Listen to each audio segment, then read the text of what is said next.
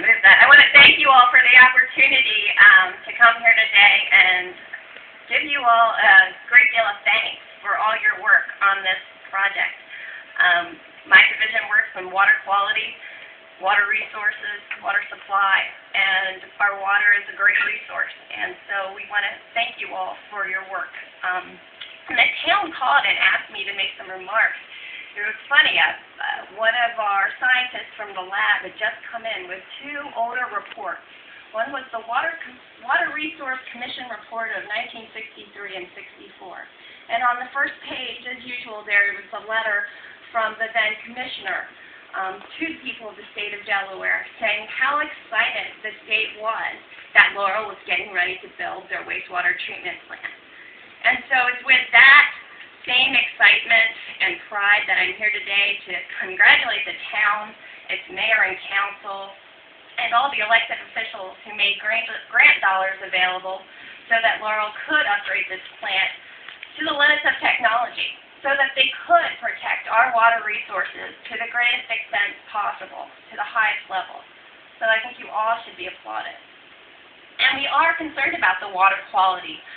The Broad Creek, the Nanticoke River, some of our most beautiful jewels.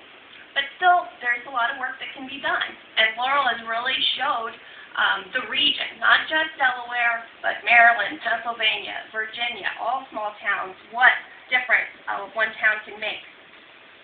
In the mid-90s, our scientists were very concerned about the Broad Creek due to reduced levels of dissolved oxygen. And low levels of dissolved oxygen can lead to stressed fish populations, lower fish populations, and worst-case scenarios, lots of fish kills. And what is the cause of this dissolved oxygen? Well, it's the excess nutrients. And if you all want a science lesson today, we can talk about how the nutrients lead to excess algae growth. The algae then go through photosynthesis during the day, and the water is full of dissolved oxygen. And at night, they respire and they consume that dissolved oxygen. So if you go out there, you see these large fluctuations during the 24-hour cycles of our dissolved oxygen. And it's during that night and early morning hours when the dissolved oxygen limits are low that we often see our fish kills and low dissolved oxygen levels.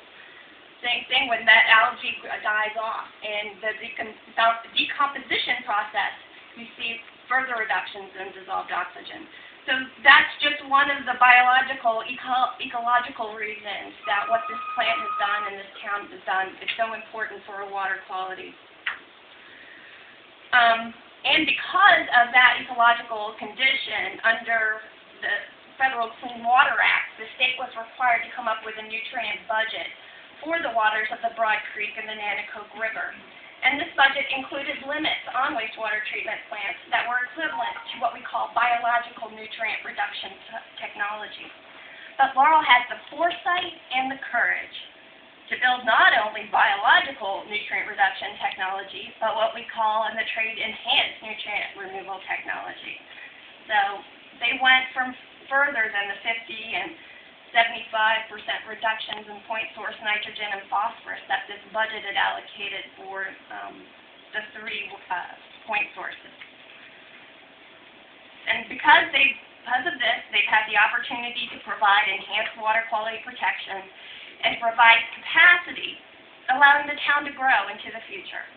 So I want to thank you again for reducing up to 11,000 pounds of nitrogen per year, for reducing up to 7,000 pounds of phosphorus per year.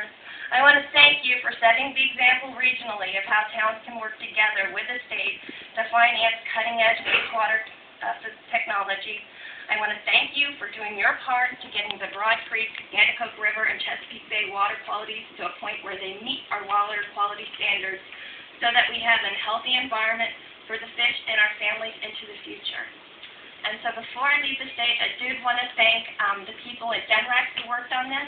Greg Pope from our Financial Assistance Branch worked closely with the Clean Water Council as well as the town to get the financing package together as well as the project engineering work. And in addition, we have Glenn Davis and Ellen McCloskey, who are working day in and day out, and, well, maybe not that frequently, with the people here at the plant to ensure it's operating under its permit requirements. So I want to thank you all and thank my staff.